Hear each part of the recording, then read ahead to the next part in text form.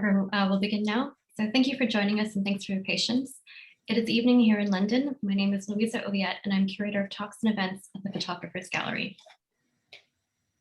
We're delighted to be here with curators Amber Lincoln from the British Museum and my colleagues Anna Dannemann and Karen McQuaid from the Photographers Gallery. All three are based in London, and tonight each of them will take us through the two exhibitions they curated. Arctic Culture and Climate at the BM, and Evgenia Arbugaeva's Hyperborea, Stories from the Russian Arctic at TPG. Together, they will discuss themes shared across exhibitions that look at the Arctic as both subject and material, the environmental crisis, pace of change in life, the storytelling of geographic isolation and remoteness, and individual endurance, resilience, and preservation. After the presentations and discussion, we will move to questions and comments from you, using either the chat feature or the Zoom function that allows you to raise your hand electronically. We will then unmute you so you can speak. The event should last roughly 1 hour. Please note we are recording this, so if you do not wish to be featured, please turn off your camera. We are approaching this event in the same way we do all of our public programs, which is with the aim of creating a form of trust and mutual respect, so please keep that in mind. I hope today's discussion inspires you, and we look forward to seeing you again here during some of our other online activity, and even more hopefully in person again at the gallery, which will open later this spring. Thank you again for joining us, and now to Amber Lincoln, who will start us off. Great. Hello. I'm gonna share my screen here, and let's see if this works. Yeah. So I am a curator in the Americas section at the British Museum, and I was lead curator on the city exhibition, Arctic Culture and Climate. So I'm going to give you sort of a brief overview of the exhibition and what we were trying to do. And then I'd like to talk a little bit more about how we used photography in the show more specifically. Let me just start by sort of reading the sort of introduction to the whole exhibition. And so Indigenous Arctic people are on the front lines of global climate change. The Arctic is warming at more than twice the rate of anywhere else.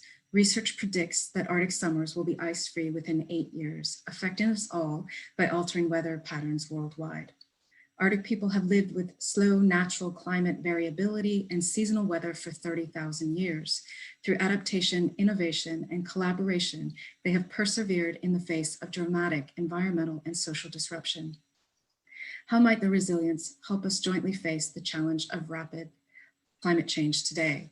So we start with this sort of map perspective of the world from the perspective of the Arctic. You'll see the faint lines showing the predicted ice melt in the next 100 years. And you'll also see these bright colors of, broad, large cultural groups throughout the Arctic. And I hope that this sort of, makes us all realize that in fact, these places aren't isolated. In fact, they're connected with one another. They've been connected for millennia. So I sort of, just from Luisa's introduction, which was lovely, I think, except that, these aren't stories of physical isolation. These are communities that are highly have been highly connected for millennia. So that is one of the major points of this exhibition, in fact, is to really, people the Arctic, bring Indigenous Arctic stories to visitors here in London and internationally who might not have the opportunity to travel to the Arctic or to know the Arctic very well. So this exhibition, it essentially is sort of a large scale, probably too large scale, but it does focus on this circumpolar community, this around the Arctic Circle, and the temporal scope is quite large as well. We're starting from 30,000 years ago when people first moved up into the Arctic, and we're talking through today.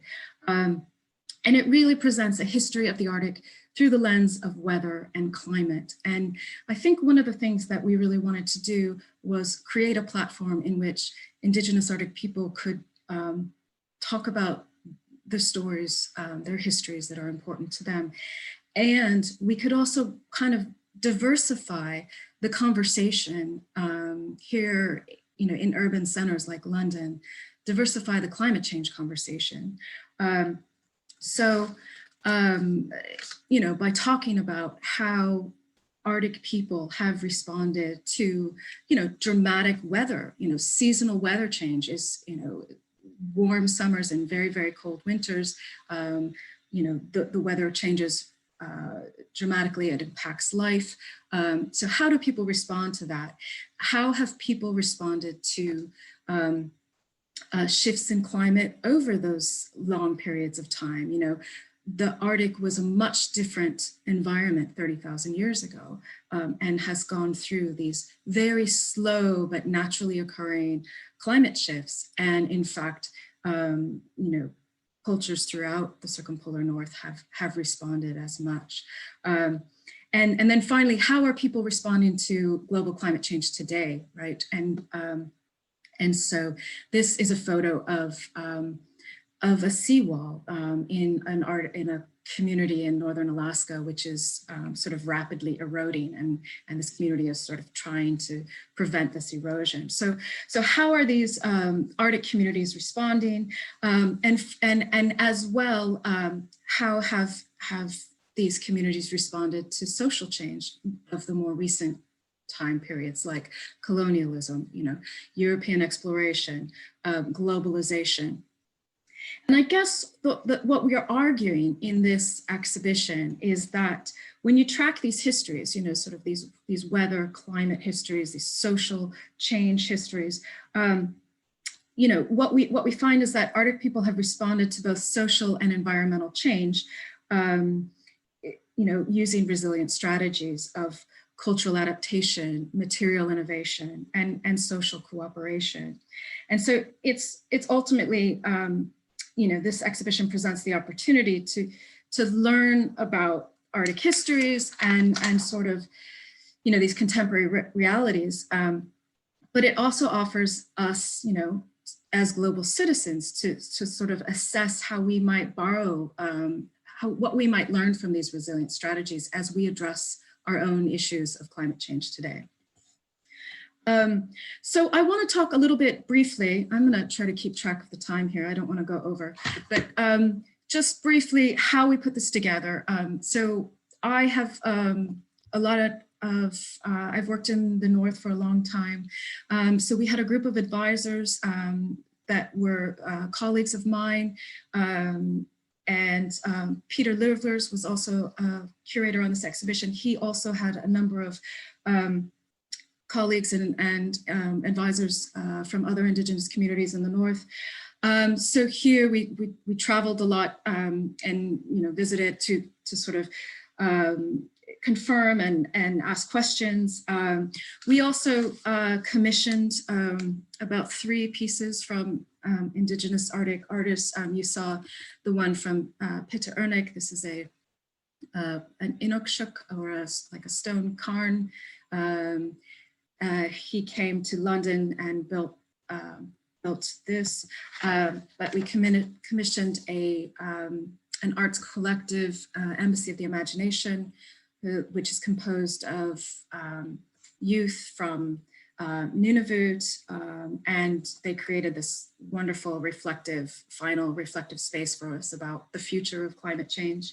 And we asked 2 Indigenous Arctic organizations that are dealing with climate change, so the Inuit Circumpolar Council and the Shishmaref Erosion Coalition, to sort of curate a final section in which they're sort of telling us about what they're doing to raise awareness about climate change, to protect their communities. And then finally, I would say the last thing we did was really relied on Indigenous Arctic photographers. And so I'm going to go into that a little bit more later, but this is a photo by Brian Adams, who is a Inupiat, and he's from Anchorage, Alaska. So I'll go into that a little bit more, but really through those ways, we sort of, that's how we kind of put this exhibition together. I just briefly want to go through the structure of the show, just to give you some sort of idea. It first starts out with kind of indigenous understandings of ice. You know, how did people make warm homelands out of ecosystems of ice? And really looking at ice in terms of transportation, you know, building material, and then access to these, you know, fruitful worlds like the Andrew Kopic's ice fishing print below. Yeah, and we sort of like, here's I'm not sure how well this translates, but this is a lightbox photo that was on this large platform that we have shown on the left, sorry, the right. And, you know, it's a photo of the ice cellars, you know, and of course, you know, whale meat is kept in these ice cellars to get you through the winter. Next, we talked about seasonality. So, you know, the Arctic is often perceived as this sort of like barren, cold land, which it is for some of the times, but the summers are incredibly abundant and just full of life. And so life really has to be understood seasonally. You know, people harness the abundance of summer and help them get through the winter, and really sort of people's relationships with animals, you know, their transportation systems, their ceremonies, their celebrations are really focused around the seasons. So we, this print by Kanuyuak Ashevak really captures this seasonal living so beautifully. You know, this is 1 year and it's called Our Beautiful Land, and it sort of captures like 1 year in an Inupiat or an Inuit person's life. You know, as she lived when she was growing up as a little girl. So going from, you know, perceptions of ice into sort of seasons, and then we focused on weather, and you know, we talk a lot about climate, and of course, but people don't live with climate, people live with weather. And so to understand, you know, the impact of such things as climate change, we really have to think about, well, what is the daily experience of weather? And you know, as you can imagine, you know, reindeer herding, hunting, fishing, all of these things require being able to predict weather, you know, for activities. Even, you know, this kayak is, you know, kayaks aren't used today, but even taking a boat out onto the Arctic waters, you know, you still need to understand the weather conditions. So we can imagine how much knowledge you would need about the weather and how important it would be to be able to predict that. And this is some of the problems that we're having. And so this is an Inupiaq elder, Delano Barr, you know, and he's explaining, you know, we have to adjust our times to the weather, and just how important it is for their subsistence lifestyle, which involves, you know, hunting and gathering food from local resources. So it's still an important part. And I think also, you know, we think about weather in terms of economic activities like hunting and reindeer herding, but of course, you know, it's usually the seamstresses who prepare for that weather by making clothing such as this this raincoat, this gut skin. It's made from seal gut and made with waterproof stitches. So it's that preparation of weather for weather and particular kinds of weather conditions. These items also require an incredible amount of weather knowledge to process these materials to get particular kinds of properties. So that gut skin needs to be dried in very cold very dry conditions, usually of late winter. It turns it that opaque color and it gives it a flexibility. So this is the kind of knowledge that seamstresses have, you know, that makers have.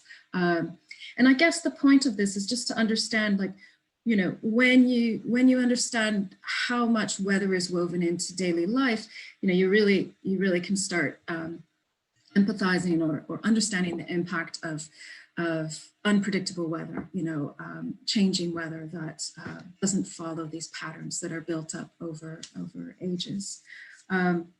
So from that, then we moved into climate and talking about climates of the past. And so I said earlier, you know, first Arctic people moving up into the Arctic by 30,000 years ago. And of course, it was a much different place then. You know, it was the treeless plains, but people made a living by relying on mammoth tusks.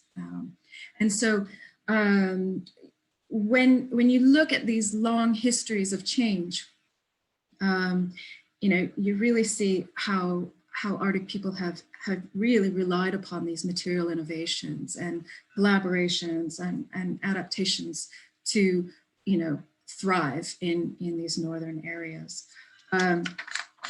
So moving on finally, the last section, and again, you know, kind of moving more to the more recent past, you know, we look at social change and how Arctic communities have responded to European imperialism and colonial state governments, introduced religions and new markets, for instance. So you can see in the background here a number of these examples of Inuit art, which really comes out of this history of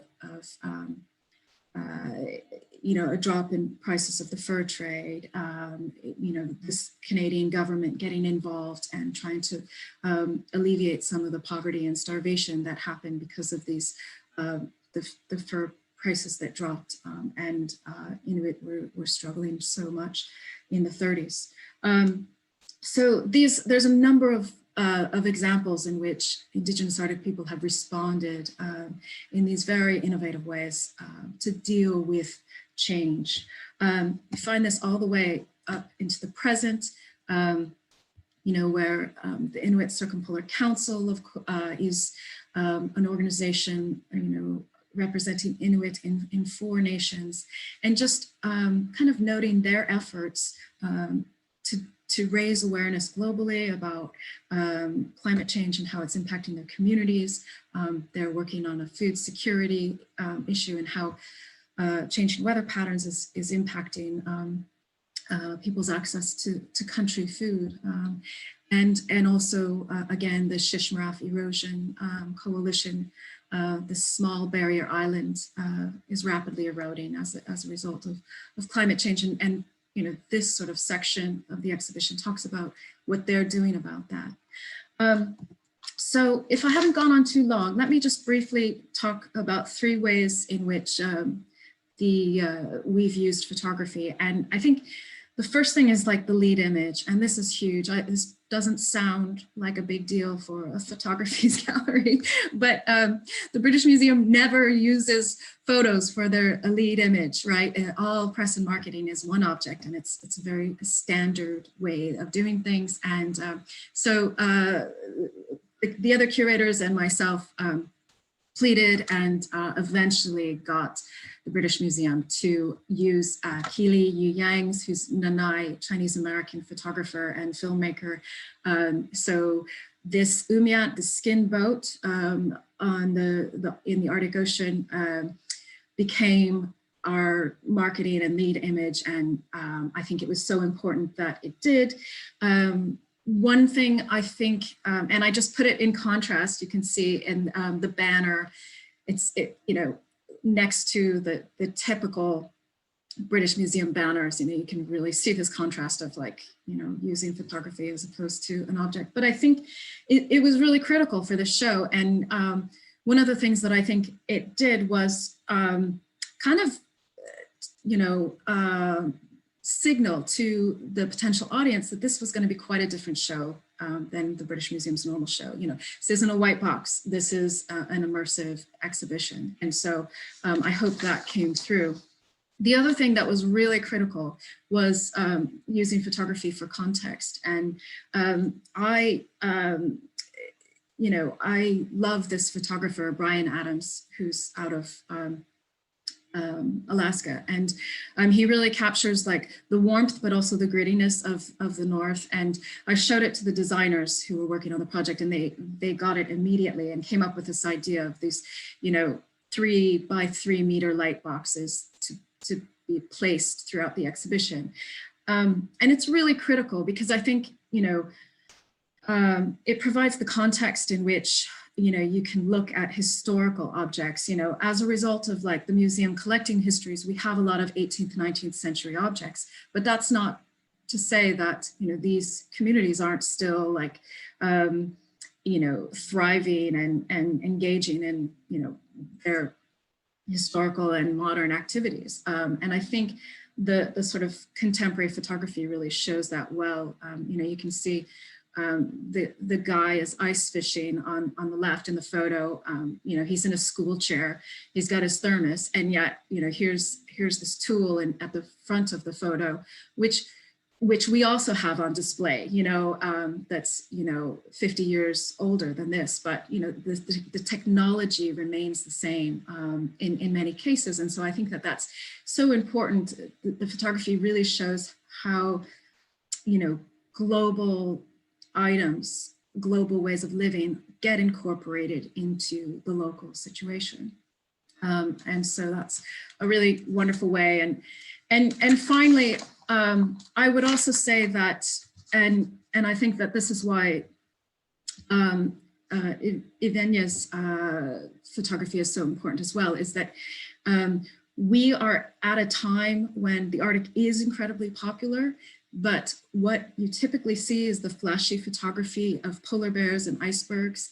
And this is a problem because it erases or it ignores the Indigenous Arctic people who have been living there for millennia. And it creates this notion that this is an uninhabited or an unpeopled landscape. And I think, that's a real problem, even if it's used for purposes of good, like to raise awareness about climate change. We need to listen to the voices of local people in order to understand, how global climate change is impacting on local lives. So I think these were some really important things that came into how photography came into the exhibition. So I'm going to leave it there. I'm sorry if I went on too long. Not at all. Thank you so much. Well done, Amber, for this fantastic presentation and so illuminating. There's so many different points where we can kind of touch base on later in our conversation. It feels really that there's this kind of macro level that your exhibition captured, and there's this kind of micro level that's captured in our presentation at the Photographers Gallery. So my lovely colleague Karen McQuaid and myself, we're going to go through a little tour of the exhibition with you that opened at the gallery. I'm going to start sharing my screen. That opened at the gallery in October, and then alongside, of course, so many other shows now had to close. And it's really great that we have this opportunity today to highlight Evgenia's work again and revisit it and maybe discuss it with you all, kind of the importance of looking at this type of work right now. So this is kind of a short tour of the work from Evgenia Arbugaeva, Hyperborea, Stories from the Russian Arctic. So as Amber kind of highlighted, the Arctic is such a huge space, and we're looking specifically to the Russian part. This work is really a culmination of 8 years of practice and trips to the Arctic outpost, as well as sorry about that, research stations that Evgenia visited, and she spent months at these stations and formed deep connections with the people that she depicted in these very stunning and precisely composed images that are really rich with symbolism, but are also rooted in experience, because you have to understand that these are the people and landscapes she personally knows so very well, because she was brought up in Tiksi, which is a little town, also in the Russian Arctic, and it is at the shore of the Latyev Sea, and she's now based in London, and she's represented also by our Prince Hales Gallery, and that's kind of how we came across her work as well, and how we knew that it was a really interesting time in her career to bring together this substantial body of work that she had created since 2013. So the exhibition really begins in 2013 when Evgenia traveled on board of an icebreaker ship that delivered supplies to remote locations on the shore of the Arctic Ocean. And she spent around 2 months on that ship and visited around 22 weather stations. And that's really kind of the starting point, that also in terms of conceptualizing her project, where she understood that actually this is a topic and a theme that she wants to explore a bit further, and to connect these different dots along the kind of Arctic shore in the Russian side of the Arctic. And she depicted, and so she wanted to kind of visit these remote areas and then depict and find these way of showcasing them and highlighting them through her photographic work. Since then, she was able to create 4 chapters that are all in the exhibition, and that really gave the structure to the overall show. So here you can see some of the installation shots of our exhibition.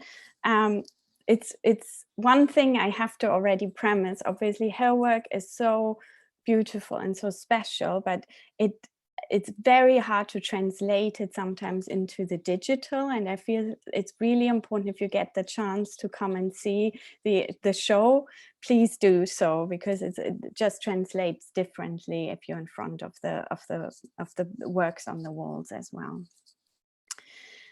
So the 4 different places that she visited, if you remember from the map that we also had have in the exhibition, are really kind of the 4 places that we structured the space in as well. And for her, it kind of also visiting these places, spending quite a lot of time with the people living there as well. She managed to capture them all quite individually. So all of them have a kind of different color palette, a different aesthetic that in some ways, but also it brings it all together, but it's also quite individual. So the first chapter is the Weatherman Series. That started in 2013, and it documents the life of Slava, a dedicated station master who lives in a remote meteorological post. And Evgenia visited him at his meteorological station. That area had a lighthouse and had a small community, a small village living around there, but it's now abandoned. So he's pretty much, his meteorological station is the last outpost around that area, and he's very much living a solitude life there. When Evgenia visited him in 2013, had been living there for 13 years. And what is so interesting is also to see how it's almost like time hasn't changed within this station. There's still these maps around. He's still sometimes using Morse code, and also the walls of his station are still covered in this kind of 1960s wallpaper. Evgenia spent 2.5 weeks with him, and I thought just to give you a little slice of their kind of discussions, I'll read a discussion that she noted down to you. So Evgenia asked him, Slava, how can you live here? Every day is the same. You are always alone. What do you do with all your thoughts? And he replies, I understand what you feel. You have too many expectations, and I guess it's normal.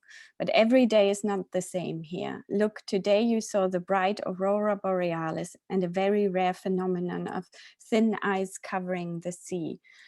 Wasn't it great to see the stars tonight after they were hiding from us behind the clouds for over a week? How can you say that it's all the same? So I think that's a really poignant little discussion that the two had. The next on the line of the station that she visited was in 2018-19, where Evgenia was able to, supported by the National Geographic Society, to return to some other outposts, and traveled in the end to 3 more outposts. So in 2019, she visited a lighthouse and meteorological station at Nos. These are 5 images that are presented in the show of that chapter. And the Nos is kind of, if you remember the map of the Arctic, it's kind of this peninsula that projects northward into the Arctic Ocean, and it separates the White Sea and the west from the Barents Sea. And so there's this lighthouse really situated in this kind of geographically quite interesting point in the Arctic, and quite far outpost in that area. So she visited that, and the 2 that greeted her are Evgenia, so the same first name, they share that first name, and Ivan, who are the lighthouse keepers and at that meteorological station, and who live there now for 3 years with their dog Dragon. And it's really the sense of kind of living at the edge of the world, with their daily routine very much set in stone around melting snow water, chopping wood, cooking, and doing this research that they're there for. Evgenia always describes this particular image of the 2 almost as their wedding picture, that she feels like they were meant to kind of stay there in that outpost and in that barren kind of landscape. And you would think that the 2 of them decided to live there after a long time period being together, but it's actually that they have only just met when then that Evgenia asked Ivan to join her at that outpost. And I'll just read a small quotation from that.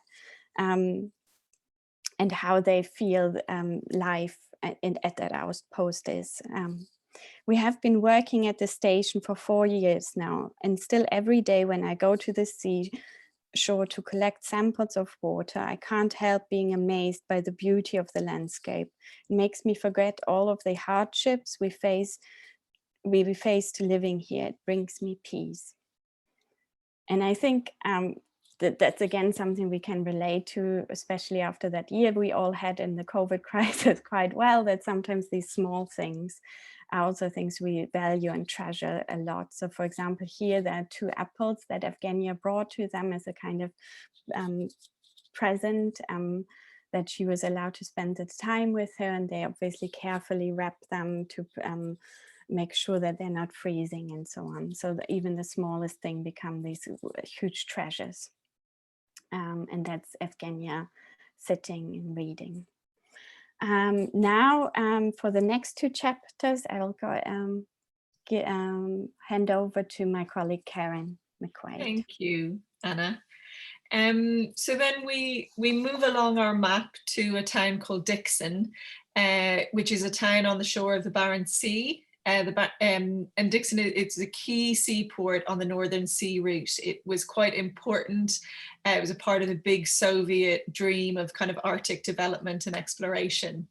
In Soviet times, it was called the capital of the Russian Arctic. It had about 2,000 people resident in its heyday. It would be now considered a ghost town. As with a lot of towns after the fall of the Soviet Union, it went into quite rapid decline. The last house was evacuated in about 2013. So Dixon has lain completely abandoned since then. When she was kind of familiarizing herself with the town, Evgenia talks about the fact that the layout for her was very reminiscent of her hometown, Tixi. She planned a trip and she spent 2 weeks there, staying in a nearby meteorological station. I should say, you know, shooting conditions were extreme, to say the least. We're talking about her going out into -40-degree situations.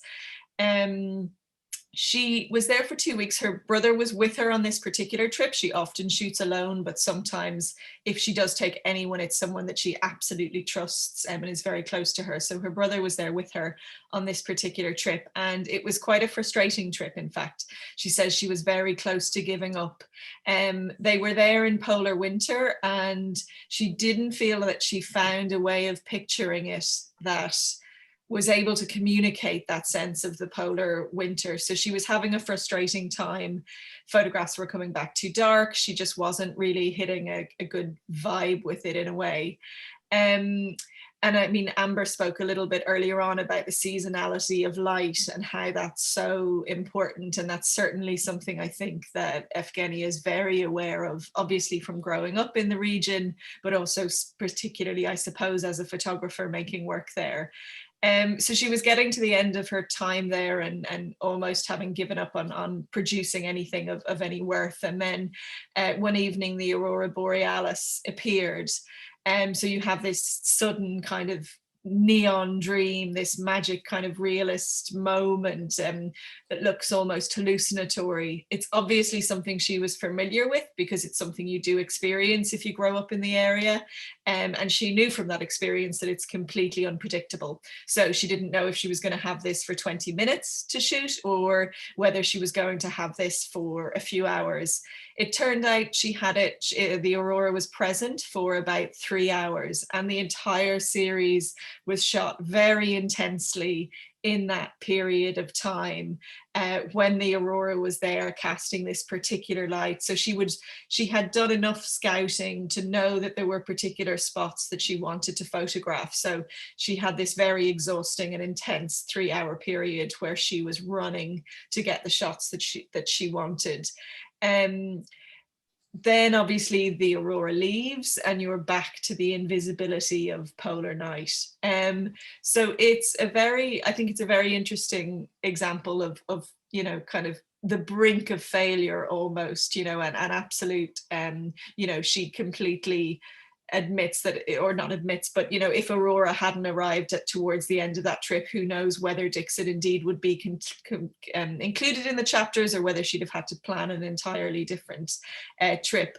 In the show, obviously, we hung it against a darker background. We used the lighting in an even slightly more intense way, and they are really, really very velvety kind of. There's a lot of depth to the prints, and they really are quite something to stand in front of. The next series, which follows on from that, is the Chicotka Series.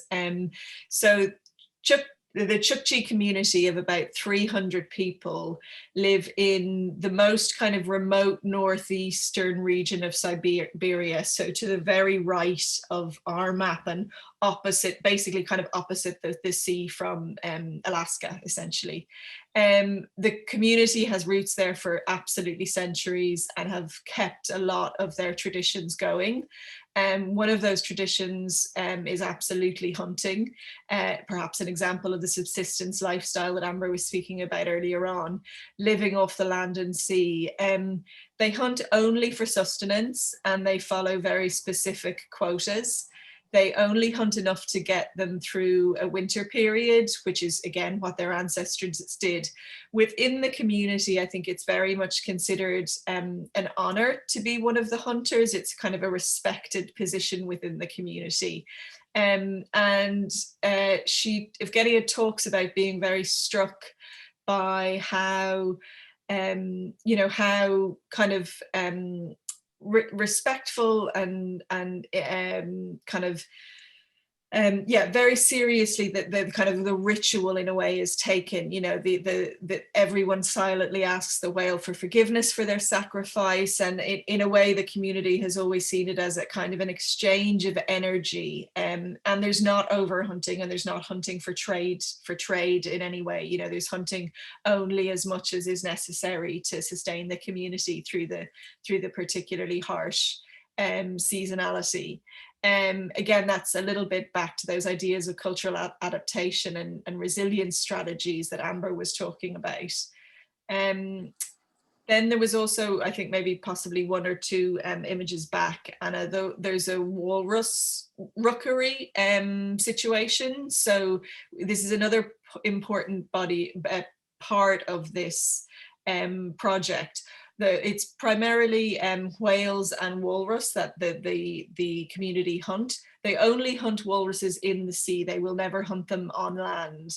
And there's these rookeries and these things called haul outs. I'll briefly explain a haul out because I certainly didn't know what it was at the beginning of this process, but it's very simply when walruses come up onto land to be together and to spend time. So she was in a hut, and in that hut was herself and a local scientist. The local scientist was specifically studying the walrus population, and she was invited in. Again, we're talking about a very intense shooting environment. They couldn't move from that hut to use the loo or to sleep. They couldn't really sleep because of the noise that was coming from outside, and they couldn't leave the hut for risk of causing what would be called a micro panic. So this particular haul out was enormous by all records. We're talking about 100,000 walruses came out. So if they went out and disturbed one walrus, another walrus would be disturbed, and then you'd have this micro panic, which could be very, very dangerous. The situation was actually already dangerous for the walruses because of the sheer amount that were there on this particular haul out. So it gets very compact, they kind of pile on top of each other, and that can become quite dangerous for the weaker walruses and also obviously for the younger ones. The reason, or the proposed reason why this was the biggest ever, is because there's unfortunately often when the walruses are traveling for migration and they're traveling for feeding, they have the opportunity to haul up in a smaller way on a bit of floating ice, take a rest for an hour to get some energy back, and then continue their migration journey. That's not really possible anymore because those floating slabs of ice are simply not there because of global warming. So it for her was a very clear indication and a very, she calls it her most visceral experience of climate change. So the idea of being in that hut and watching this somewhat distressing, certainly concerning for the future, certainly kind of extreme phenomena of this enormous version of something that would normally be smaller and more contained and more measured. So that idea of there being a really, really very clear, direct phenomena in front of her that is undoubtedly connected to the climate change and the climate crisis that obviously, as Amber very well pointed out, is having a much bigger impact on communities in that area than anywhere else. So maybe without taking up more time, maybe hopefully that's given you a kind of an introduction to the show as a whole, as well as Amber's show. So it might be time maybe to really think about it. And I'm wondering whether Amber might have any thoughts on that idea of communicating the very direct impact of climate change on these communities, and whether there were particular examples in your show, and also I'm really interested in your communication with the communities, because you had this really established pre-existing relationships with a lot of individuals that you worked with through the show. Yeah, that was beautiful, by the way. I can't wait to come see it, and really, yeah, velvety and just luscious. I can't wait to look at all of that in the flesh, as you said. Yes, so there is a number of ways where people are heavily impacted by climate change, and it you know, has to do with, you know, the importance of, you know, as you were going into, you know, hunting and reindeer herding are, there's no agriculture in the Arctic. So, you know, people have always had these very intense, close relationships with animals. And that idea that hunting is not the killing of animals, but it's the exchanging of gifts. And that's really kind of the idea,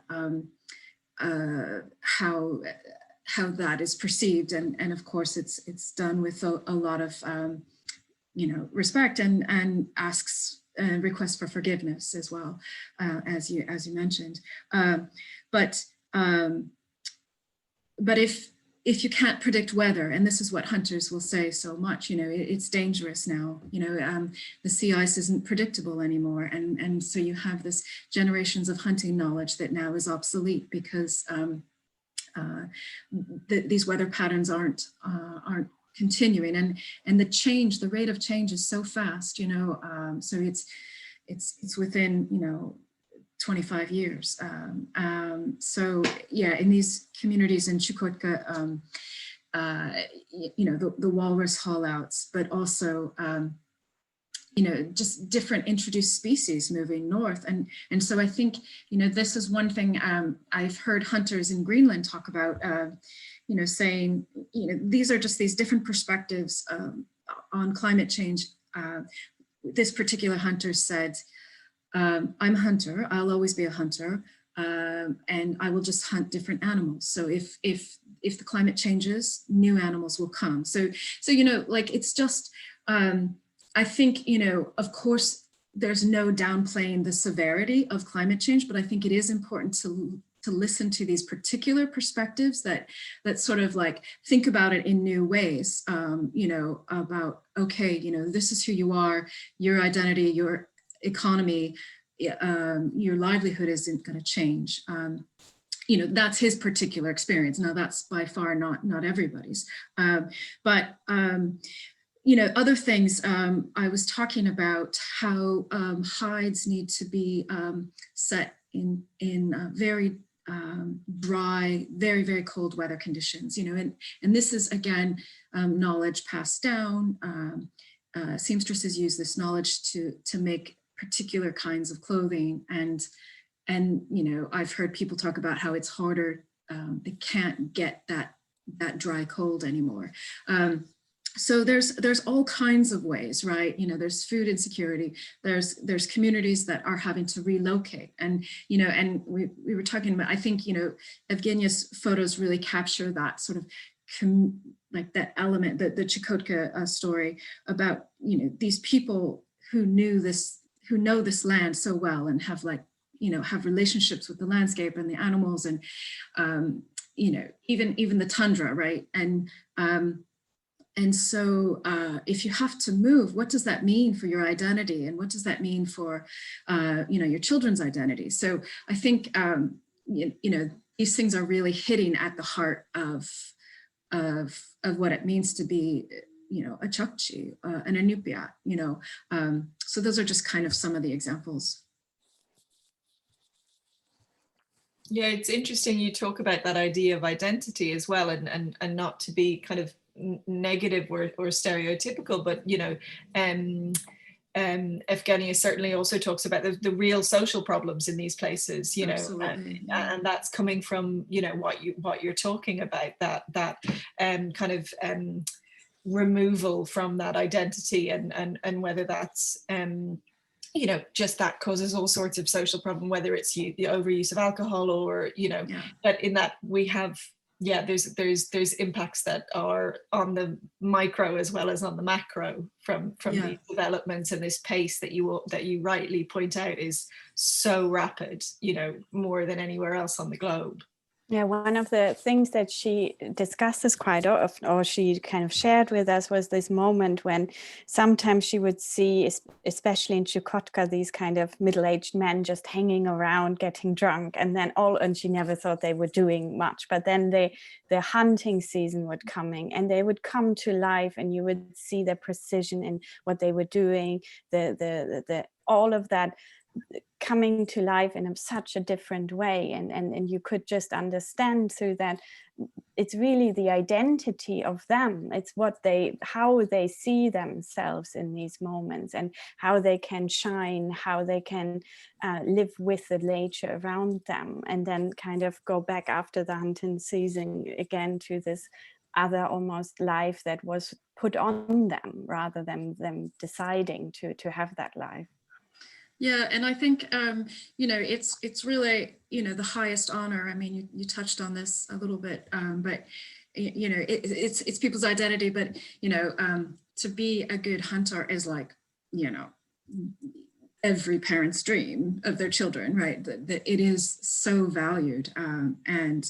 So when you threaten that, you know, and we've seen that being threatened, you know, with the social changes, you know, with colonialism and in the Soviet situation of suddenly, you know, you're making hunters or reindeer herders part of like the sort of collective farm, you know, the collective hunting program, you know, it does have an impact. So, you know, that's, you know, people are carrying around that decades of issues, but she's right. Like, you know, you see when it's time, people pull it together and are incredibly skilled and knowledgeable. Yeah, I don't know, Louisa, you tell us when you want to go to other questions. I mean, I certainly have another kind of this idea also that the impact that living in a place that requires a lot of resilience and requires a kind of a for want of a better word, a sort of a tough you know, attitude or ability or just kind of nature in a way. But the idea that actually the geography and the atmosphere and the very kind of state of the place actually impacts people's own sort of communication and personality. And I know we were talking a lot when we had a brief chat the other day about silence and the quality of silence. And I think we both used soundscapes for very different purposes in the way that we presented the shows. And I think that's really interesting. And I remember Evgenia once saying that, you know, the silence means something very different there socially, partly in a way because everybody's reserving energy, but also because there's a lot within communities that is understood and unsaid. And I suppose just maybe something about that idea of I'm interested in the fact that we both chose to use that sound came into both of the exhibitions in interesting ways. Yeah, so I didn't hear how you guys used sound, but we had two moments. It just doesn't translate over Zoom. But when you first walk into the exhibition and you're sort of surrounded by these mannequins with clothing from around the Arctic, we had a soundscape of different singing from different groups. So there was a Chicotka singing group and some others. But then we had that, I guess you saw the photos of the sort of long platform that had a light show, and that light show subtly changed over 24 minutes. So every month got 2 minutes, and it just was a very slow moving change to reflect the seasonal light. And sort of corresponding with that, we had a soundscape of sounds you would hear at that time of year. So it was, you know, for instance, the birds returning in April, but it was also the sound of a snowmobile in you know, in November, say. So, you know, we had both human and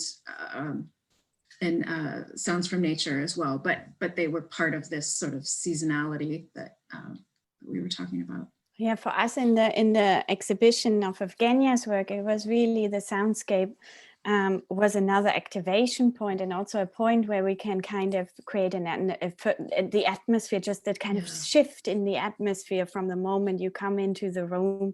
It kind of does something to you, and that's the same why we use these kind of powerful colors, just to, on the one side, emphasize, of course, her color palette and how she works with color and light in her photography, but then at the same time kind of heightening your senses, and especially if you're in there with just a few other people, and sometimes you hear a little bit of snow and boots and walking on the snow, and sometimes it's just the wind, and sometimes it's almost like there's no soundscape at all. So it's really that kind of, all of a sudden there's the coldness in the room, and there's that emotional space that is created through just that little soundscape in the back that she has actually produced together with her brother. So it was recordings that she had done on location, which was fantastic, really.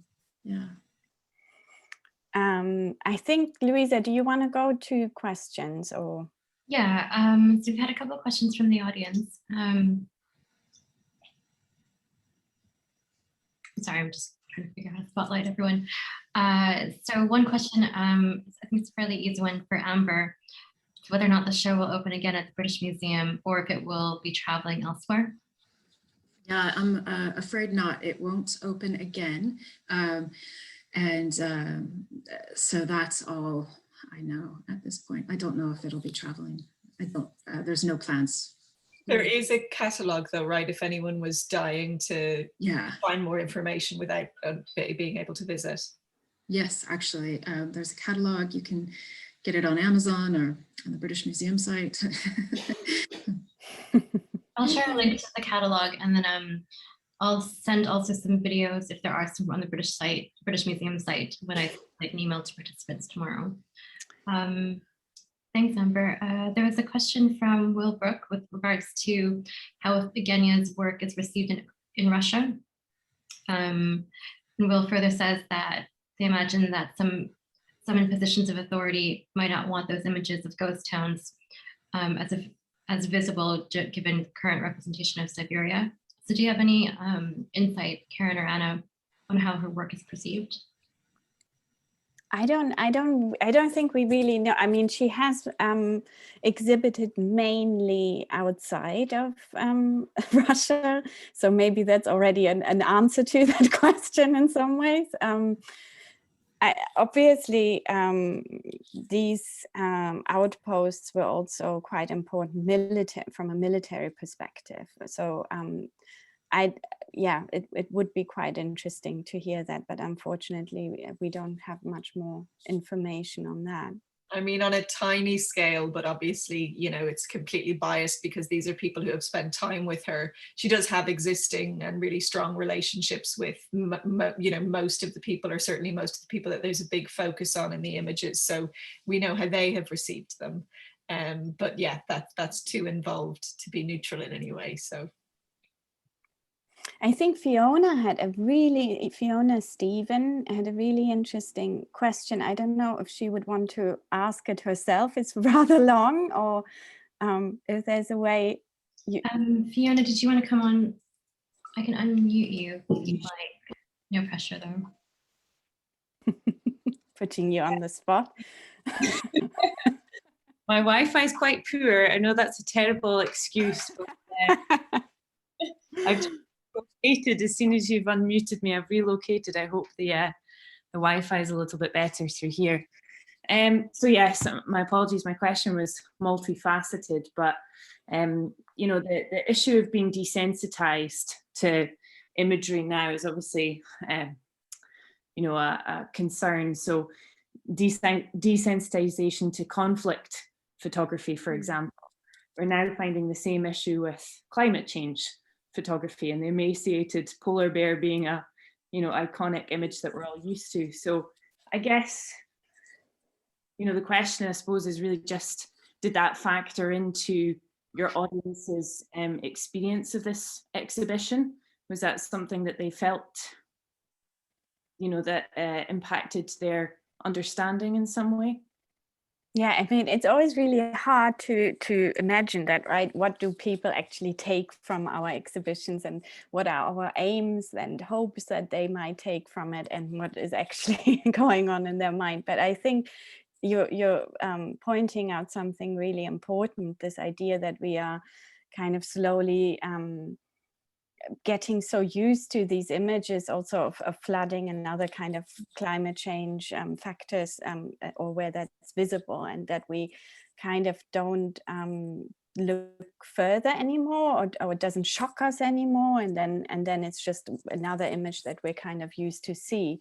And for Evgenia's work, that was really something that I felt was quite interesting, quite different, because she obviously spent so much time crafting the images in such a meticulous fashion, and finding ways to tell a story, a really deep story, a really multifaceted story with only one image, and then creating these kind of chapters out of that. That I definitely hope that people would take time to see these images and kind of not just walk by, but really trying to understand them on a kind of deeper level. And also how they connect, how she always kind of connects them to research, meteorological stations, all of that, what is happening there, but also telling this kind of how we relate to nature in those parts, how have we historically related to that, especially in the West, and how maybe she can bring something new to it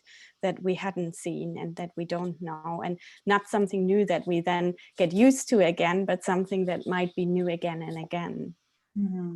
And did that, for both of your exhibitions, did that factor into the manner in which you curated and presented that work? I mean, was that something you were conscious of during that time, that this is obviously something that is in the media every single day, and something that we are living, and that's something that we are going to have to address as our next global crisis post-pandemic? Is this something that really, when you're creating an exhibition like that you're trying to consider new ways in which to communicate this idea and present that to an audience in order to try and evoke some reaction? Because obviously David Attenborough, perfect example, in recent years has done magnificent things to obviously spark the debate and bring it to a mass audience. But even then, we're seeing that, of course, this imagery becomes so commonplace that we're always having to try and find new ways to reach new audiences. So I'm just kind of interested how that maybe factored into the curation of these shows, finding new innovative ways to present that perspective, I guess. Sorry, it's a very loaded, multifaceted question. I think absolutely. For the very beginning, I had said we are having no photos without people in them. So there was these, very strong feelings about photography that I came with, and because of this sort of mass emphasis on the Arctic and these sort of either pristine or shocking photos. But I think when I came across Bryan Adams' work, I think you're looking for that that nuance, right? Like the sort of complication of daily life that we all live with, right? We all have these there's no just one symbol that would like capture our life, right?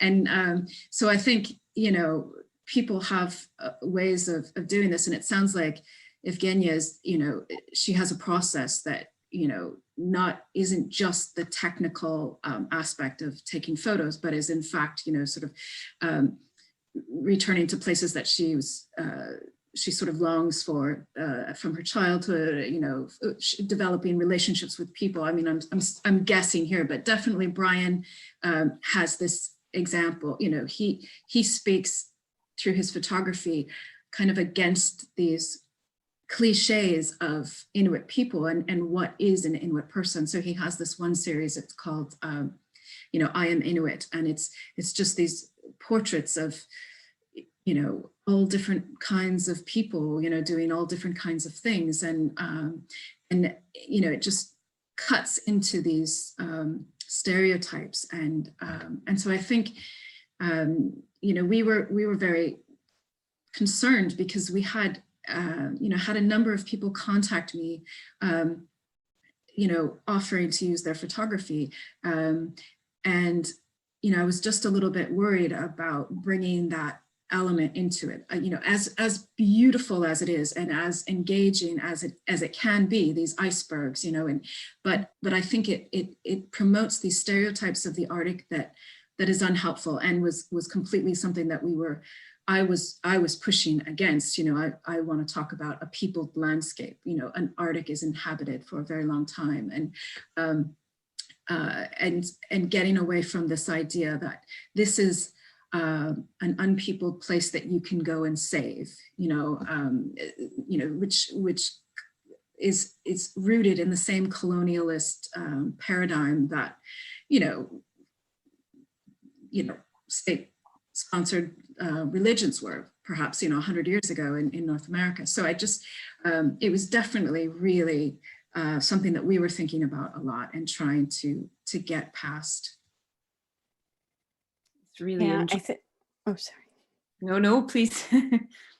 I just thought while listening to you, Amber, I was just thinking around this idea of how here the Arctic has been seen through these kind of prisms of, this is something we have to conquer, and this is something we have to fight against the elements, and it will prove your almost manlyhood or something like that. And that is not the way that the people living there have experienced it at all. And that's always something that I also come back to Evgenia's work. It's a very sensitive approach as well. Absolutely. It's a very meticulous but also sensitive approach, and it's not this kind of, oh, we have to fight or whatever. It's something quite subtle as well. And yeah, I mean, you really feel the love and the warmth in photography, you know, and I think that's often what's so missing, you know, in these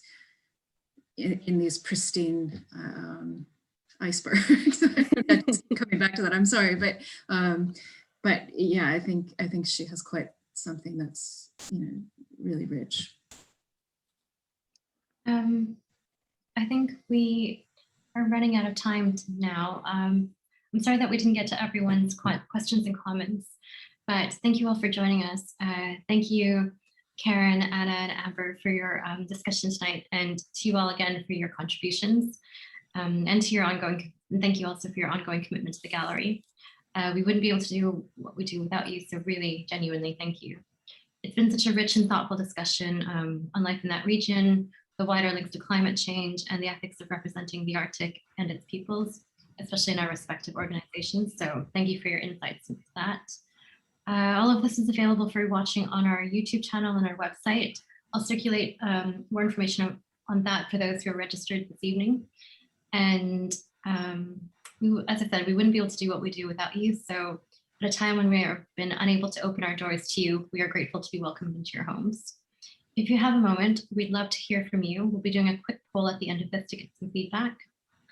Anyway, I hope you're all okay, and thank you again. See you hopefully at some point at some of our other online activity, and even more hopefully at the gallery again soon. And I'm sure Amber would love to see you at the British Museum too.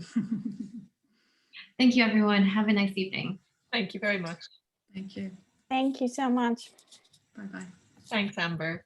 Yeah. I'll be in touch with all of you, but we're still recording, so I'm gonna go on camera. Great. Thank you. Bye-bye.